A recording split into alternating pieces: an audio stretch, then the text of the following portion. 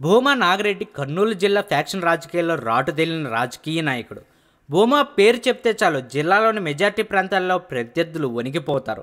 అలాంటి కరుడుగట్టిన ఫ్యాక్షనిస్ట్గా పేరుగాంచిన భూమాలో అంతకు మించి మానవత్వం దాగి ఉందని ఆయన సన్నిహితులు చెబుతుంటారు. ముఖ్యంగా ఆళ్లగడ్డ, నంద్యాల, బనగానపల్లి ప్రజలకు భూమా మాటే వేదం. ఆయన కంటి చూపే శాసనం. తన కంటి చూపుతో కర్నూలు జిల్లా రాజకీయాలను శాసించిన భూమా మరణించాక కూడా తన కళ్ళను మరొకరికి దానం చేయడంలో ఆయనలో మానవత్వం దాగి ఉందనే విషయాన్ని చాటి చెబుతుంది. భూమాలో మరో గుణం కూడా ఉంది. కరడుగట్టిన ఫ్యాక్షనిస్ట్గా పేరుగాంచిన భూమాలో మంచి ప్రేమికుడు ఉన్నాడు. శోభను ప్రేమించి వివాహం చేసుకున్న భూమా ఆమెను ఎంతగానో ఆరాధించేవారు. ఆమె తోడే లోకంగా బతికేవారు. పేదలను ప్రేమించే గుణం, ఏ కల్మషం లేకుండా అందరినీ నవ్వుతూ పలకరించే శోభ వ్యక్తిత్వం ఆయన్ని మార్చివేసింది.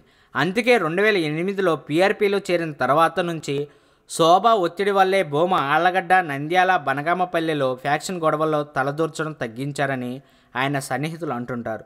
ఇక 2014లో వైఎస్ మీద అభిమానంతో జగన్కు దగ్గరయ్యారు. శోభా నాగిరెడ్డికి వైఎస్ అంటే ఎంతో అభిమానం. జగన్ని సీఎంగా చూడాలని ఆమె ఎప్పుడూ తప్పించిపోయేది.